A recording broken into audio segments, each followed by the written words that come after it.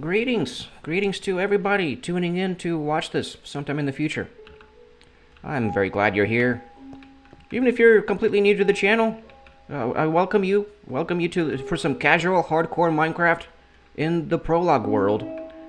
The world before the beginning, in which I'm still working on initializing this channel.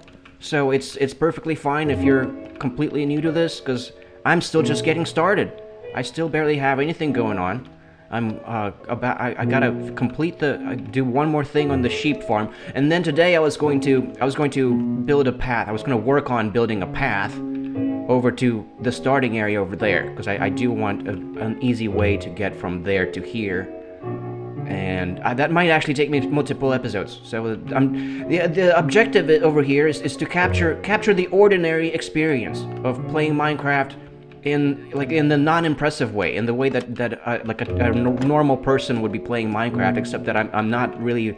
I'm a very compulsive person, so I don't know how normal or I actually am, but I'd like to think that I'm shooting for like the relatability vibe here, but it's very experimental. I don't know how well this actually will work out, but I think that I'm onto it might work out. I think that it's possible.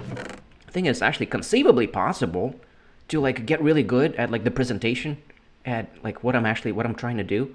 That it might become one day. It might become appealing enough for like the average viewer, for like a regular person. for now, it's kind of still like I still feel like I'm very early on, still just getting, and I have a long way to go. I got to get good at the improv, at the commentary. I have a lot to make up for with the commentary since I'm not editing anything. But I think this can actually work out. Like if I get good enough at it, this will work out. So I hope that I really like how this guy looks from the window. I hope that this I hope that there is a future to this world. I also have to not die, because even though I do intend to just reincarnate myself in this world, it would be much better if I don't die than if I do, because then I can still claim. I still have like a reasonable claim to this being at least somewhat hardcore. All right, I need to actually get moving. I wanted to actually be doing stuff while I'm talking. I'm trying to make my way over to the sheep farm, where I want to. There's a fence post. I just need like one more fence post, and I know exactly what I need to do there to fix it. I would remember. So in the last episode, I was over here, and these fence posts don't look right, and it's because like I expected it to be an odd numbered distance in between them. Always look around for creepers everywhere you go when you're playing in hardcore mode. And I figured it out. It's because I miscounted this. There was supposed to be 4 fence posts in between here, and there's only 3. I'm trying to place a torch down every 5th fence post, and that's all it was. It was just a counting error. Just a counting error. I counted it first, and then I looked up. I got distracted, and then I looked back down and placed the fence post on the wrong spot. And that's all that happened. That's all that there was there. And I'll get to that. I'll get to that in a second. I want a defense gate over in the corner too. But 1, 2, 3, 4. This is where the fence post was supposed to go. There we go. And then now I can put 2 fence posts down here in the middle, and then it's going to look very well. Then it's going to look just right. TM. It's just going to look exactly how I envisioned it, and yeah, now I'm extremely happy with this. Now this is perfect.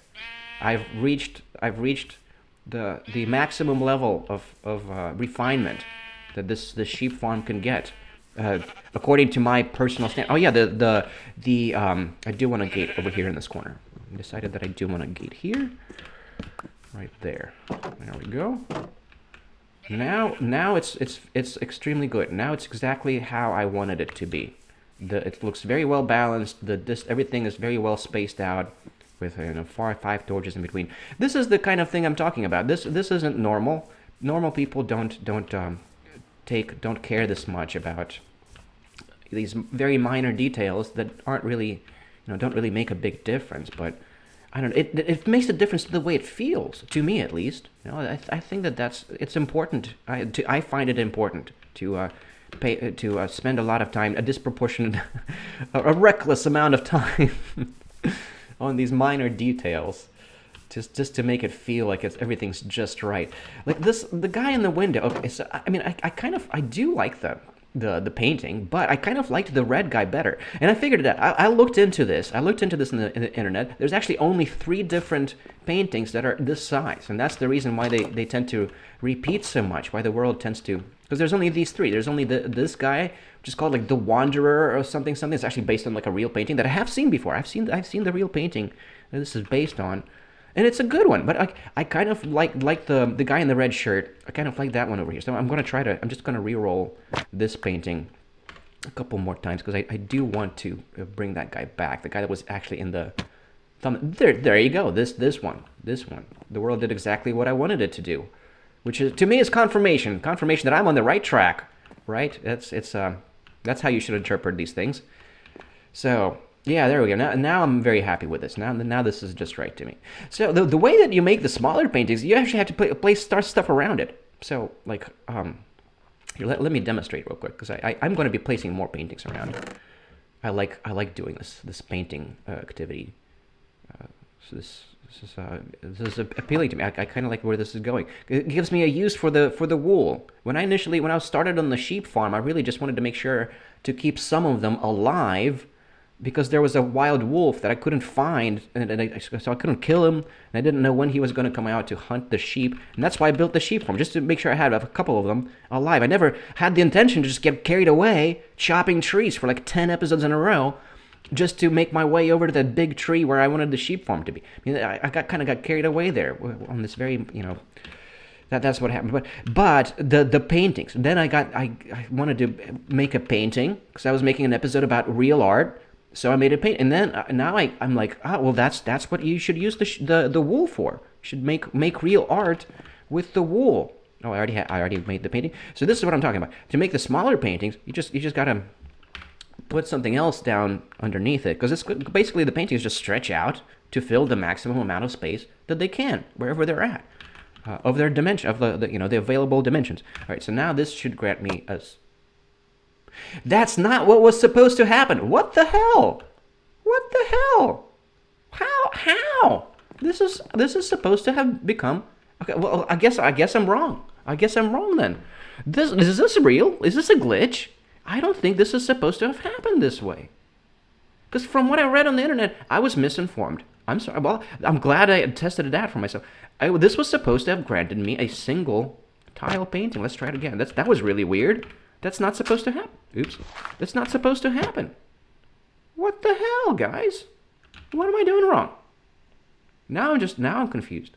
This is not how it's supposed to. This is weird. This is like some freaking Matrix shit going on. This is a glitch in the. I don't think this is right, because from what I read on the internet, this is not how it's supposed to work. What about like this place? Can I place it? Oops. I have it on 4. There we go. See, there we go. This is what was supposed to happen. It's supposed to do something like that. I don't know what painting, what this is of, but what's on. This is some abstract art going on over here. But yeah, that's how I imagined it to go. That's what I thought was going to happen. Let's see if I place it on the barrel. No, it just gives you the 2-tile one. All right, well, I'm going to have to experiment a little bit. I thought that's all I had to do. I'm really surprised that didn't work. I'm sorry, guys. I didn't mean to. I'm not trying to misinform you guys. I thought that I had good information about that. All right, well, that shows how much I know. I'll just go ahead and leave the painting in here for now, because I don't really. Well, I guess I'll probably place it down on one of the trees that I'll come around. That I'll be coming across while making the path. I gotta build a pathway today. That's what I'm working on today. Let's go ahead and sleep, and then I want to get started on that during the next day. I only have a couple of days left. I kind of got a little bit ahead of myself. But basically, I'm going to be working on a pathway today.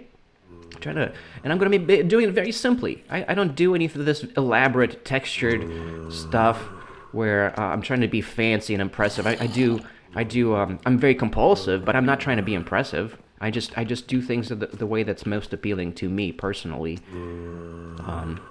and hoping that that other people will relate to me and also find this relatable or something.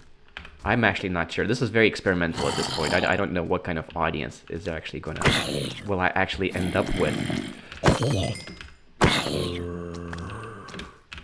Oh yeah. Oh, more zombies. Come my way. Come this way. Let me kill all... I want all of the zombies, because it's very good. It's just easy experience points. Alright? When this happens, this is just fantastic. I'll just kill all of them, because it's so easy. I don't... It's just... There's no work at all, and it's fun. It's really fun doing this. I like doing this. I'm just gonna do this every night. This doesn't happen every night, where they decide to gang up and come, you know, and come try to ambush my house. All right, that's enough of that. Let's go ahead and drop off the very valuable rotten flesh there. I got this oak stairs. All right, I'm ready to. I've been ready. I gotta go ahead and. I got distracted. I got distracted with the zombies. Gotta sleep and then move on with my day, with the night, with the next day, and actually get on with this path, the path of least resist. The path of everything is the path of. That's a different topic. I shouldn't get into that right now. I'm not talking about the path of least. This the path to the third attractor. So, ooh, gotta avoid looking at the Enderman. Although I'm prepared to take him on. I'll be ready to fight an Enderman if he comes my way. All right, he disappeared somewhere. The path of non-least resistance. Everything. That's my problem with the path of least resistance. Real quick, is that I don't think it's escape. I think it's inevitable. Like it's not escapable. Like, you're always on the path of least resistance. Everything you do, you're doing it because you're always on the path of least resistance, right? That's my take on it. I can go into this in more detail in a later episode, but let's just get this guy taken care of real quick. Woo! Did not mean to let that blow up. But oh well. Now when that happens, you have to be very cautious. You have to make sure that there's no other creepers around you before you get started filling in the patch of dirt. Because I've died multiple times. Multiple hardcore mode worlds have ended with me trying to patch up a hole left by a creeper and then getting attacked, getting ambushed by another creeper. That tends to happen very commonly. All right. It doesn't look like there's any other creepers around. Let's just go ahead. I'm just going to go ahead and patch up this hole. Oops. I want to make sure there's no empty voids anywhere. Oops. There we go. Okay, so this is basically I'm going to be. I need like 3 sets of stairs. I need a staircase over here. Yeah, I don't know how much I'm actually going to get into this topic today, the third attractor, because I'm gonna have to focus. I'm gonna have to focus on what I'm doing. I'm gonna need to chop down some of these trees are kind of in the way. I don't like these trees. I'm gonna have to focus on what I'm doing today in particular, because this is I've vaguely figured out the pathway, the where it's gonna go, but it's gonna be a lot of. I'm gonna have to pay attention to what I'm doing because there's still a lot of decisions to be made about the precise locations of things. All right, so I don't know how much I'll actually be able to talk about my designated topic for this video. Always look around for creepers. I do want to try to stay alive. I made it to episode 22 now, which is farther than my previous playthrough, than the Nameless World. So I feel like I have a good shot here at actually getting to potentially, getting to day 100 in the Prologue world, which would just be fantastic. I'd really like to actually get there. So there's going to be a set of staircase. There's a set of stairs over here by this tree. I'm thinking. So yeah, this one also needs to go. What about the ones behind it? The ones behind it? Yeah, the ones behind it also need to go. All of these need to go. I don't like any of these trees here. Do I have a hoe? Okay, let's equip my hoe. So, I guess I'll get started as I'm chopping these trees. I'll get started. I'll at least introduce the topic to you. I'll at least kind of try to. Should I just chop down? But these are both tall trees. Maybe this all of this needs to go. Just this, because this tree isn't really very good either, because it's too close to the ground. Like on this side, it's too close to the ground. I don't see creepers. I think I'm safe. I think I'm safe. Famous last words. Yeah, I'm just gonna go ahead and eliminate this entire tree from its existence. The Great Attractor. So, I've been. How should I talk about this? I'm trying. It's a challenge. It's a big challenge. A major challenge of this format is trying to not be too haphazard, because that's what tends to happen. I'll get carried away trying to talk about something, but the problem is I get too distracted by what I'm doing. Because even the most repetitive activities in Minecraft, so sometimes you have to look at you have to think about what you're doing, and that can be distracting, and then you lose track of what you're trying to say. But I'll try to at least introduce the concept to you and why I'm talking about it, and what does it have to do with what I'm all about. What I'm all about is, and I never really got around to talking at length about what I'm all about. So it's a good time as any to kind of get into it at least a little bit more. I think I might have mentioned it in a previous episode, but I couldn't even tell you which episode, because I've already made so many freaking episodes. I can't even keep track of it myself. Like what point did I mention what? I don't even know. So it's been a long time since I talked about this. So might as well talk about it all over again from the beginning, I guess. We're stuck in the beginning, guys. This is the Prologue world. Welcome to the Prologue world, and a world in which I'm stuck in the beginning. It's gonna get better. It's gonna get better. I swear. So, the Third Attractor. take 4 or 5. All right. I cracked myself up. So the reason I'm talking about, I would like to frame Tribe Revival as a potential contender for the Third Attractor.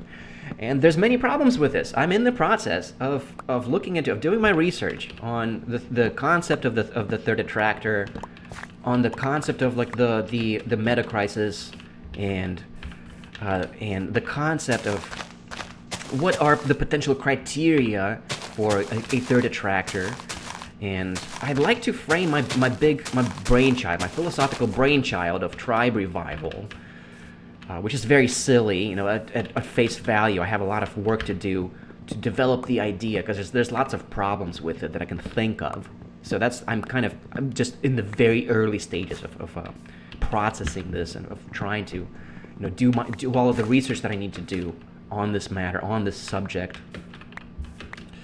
So the idea of the Third Attractor is basically, so the first 2 attractors are Catastrophe and Dystopia. Basically, the idea is that the world is either headed towards catastrophe or dystopia. If you were to like come up with some kind of a simulation for the world as we know it, just to see what the final outcome, like where is it headed?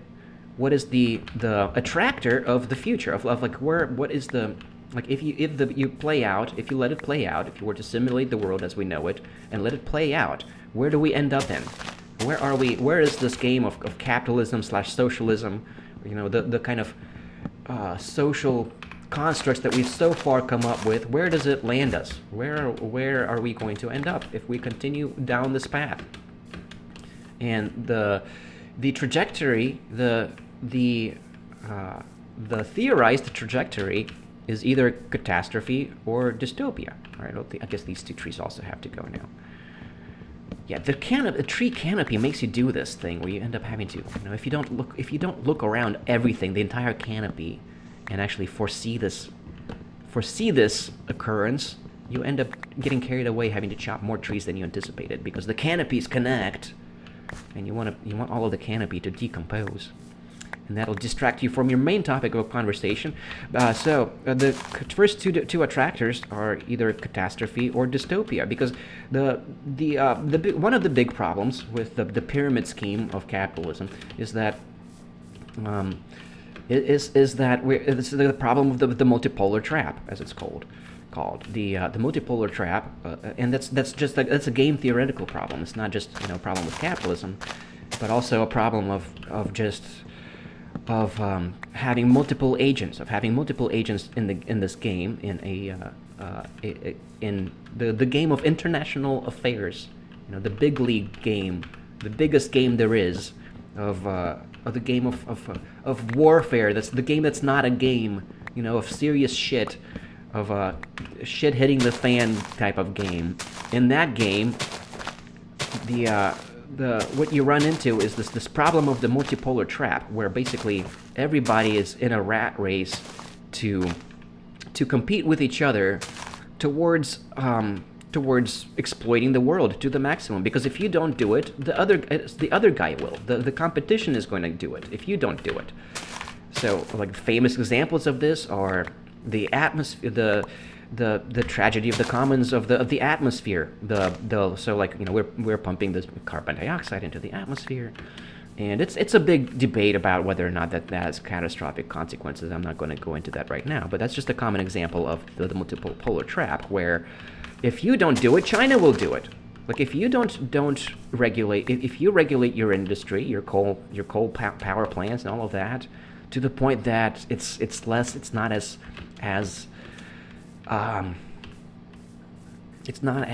lucrative for those industries to function, to make their money in that kind of environment, then they're just going to go somewhere else. They're just going to go to do it in China and pollute the world in China.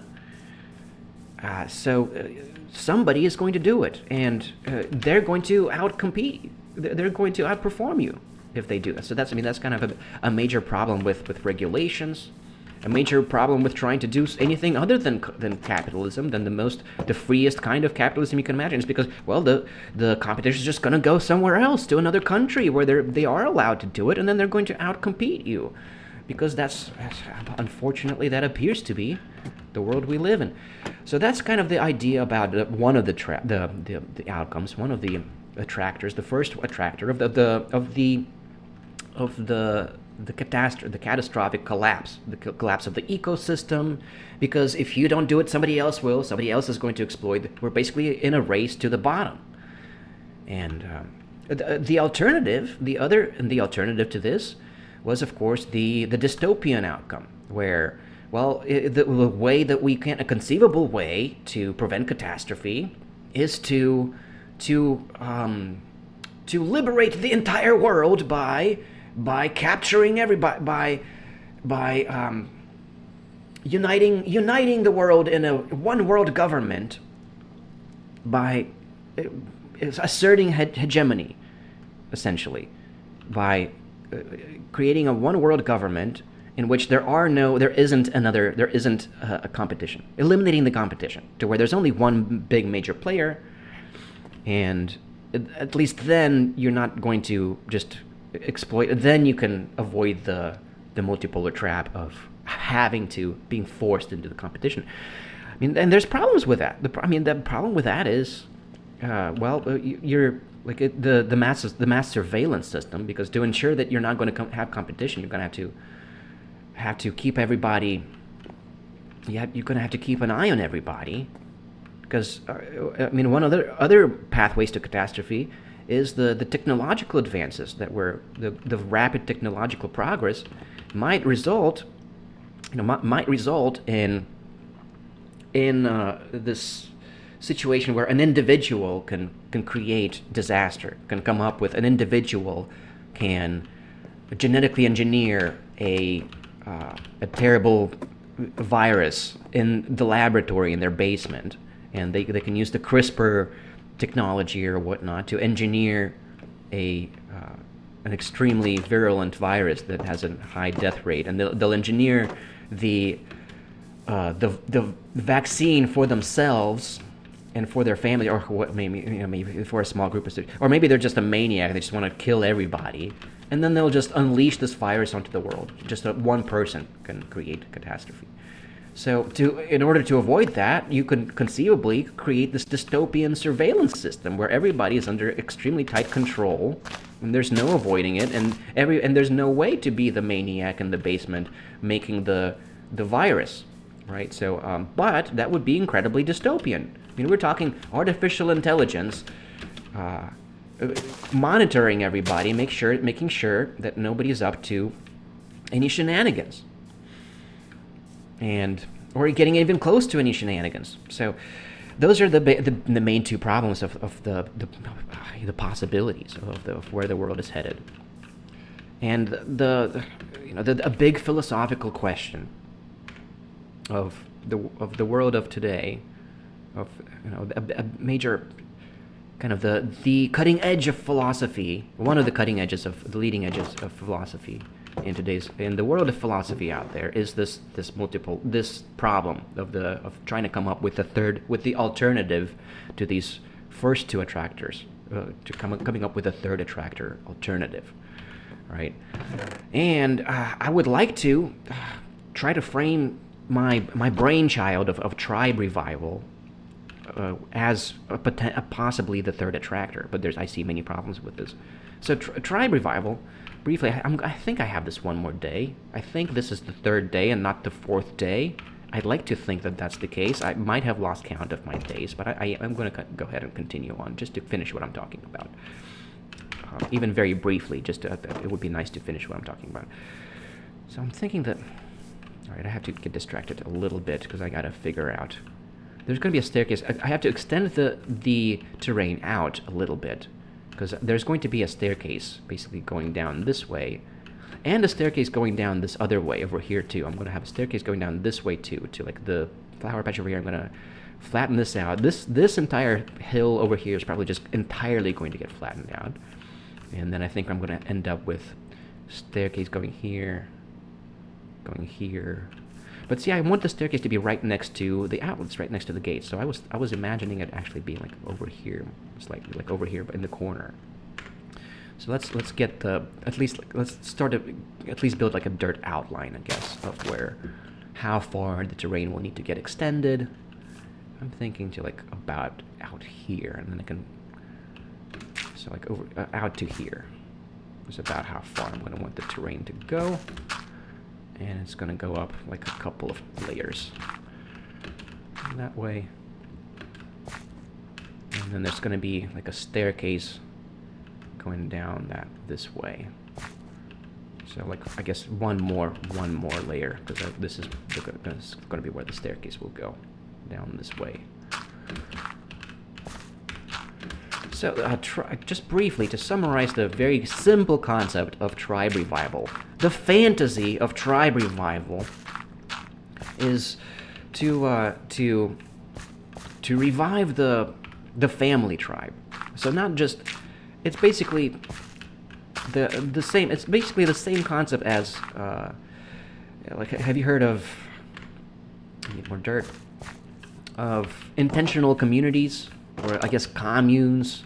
I mean, the idea of like a group of people that have the same mentality, that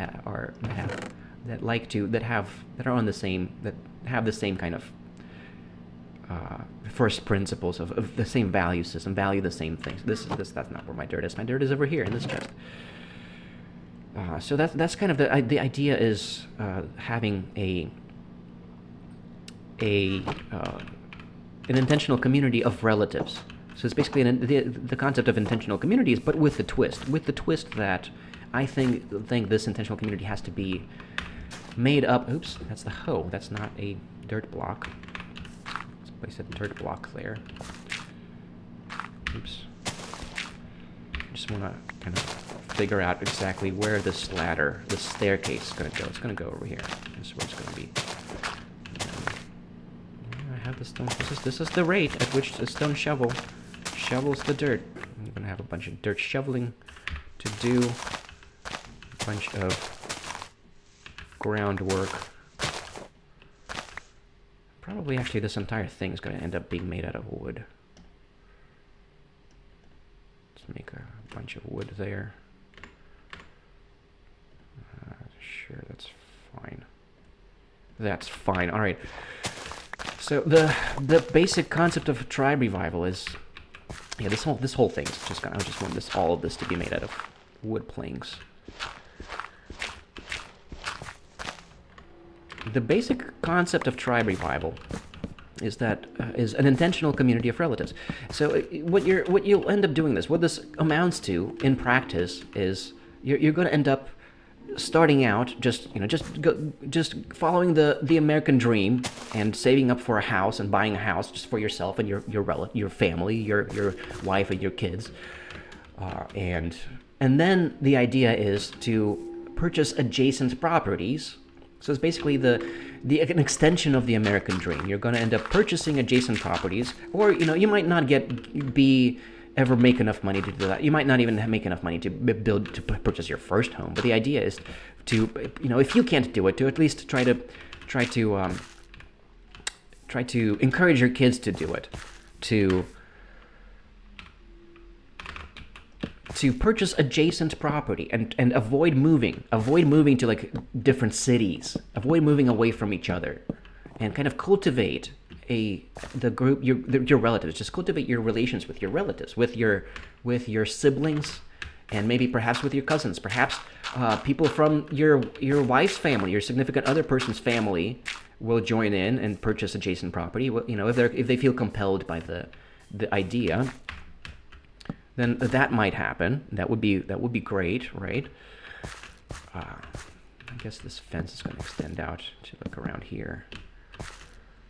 And we'll just have a torch there,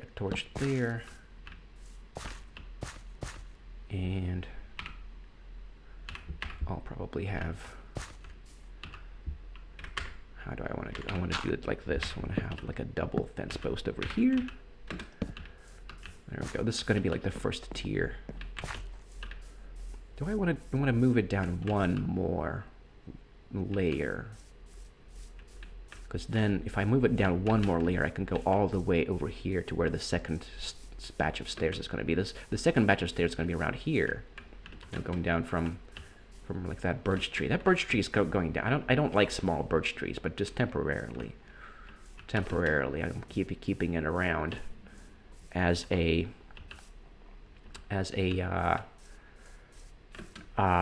what's it called? A landmark. But so the idea would be you'd want to sort of encourage your kids to stay around, and they would probably be a lot more inclined to stay around if you buy them a house that's right next to your house. Then they just don't have to worry about saving up for their own house. Then they might be inclined to do the same for their kids and purchase another adjacent house. All right, yeah, I'm going to actually go one more step down. Yeah. Go down one more step. So this, I'm going to carve all of this off. And eventually, after many generations, and I'm thinking this will actually be a very long, it's actually going to take a long time. It might, we're talking like this might take up like 7 generations. If people from outside, if people from the extended family of people who are marrying into the family, if those people don't end up joining in, or unless you have lots of kids maybe, or end up with lots of if things don't go down the maximally the best case path, and even then, like even a doubling, even if you're just doubling every generation, but let's say that like if a doubling of the population in every generation is as good as it gets. That's kind of the ideal circumstance. The kind of the let's say that's the target population growth that you would consider to be ideal, and anything better than that would just be beyond your, better than you expected.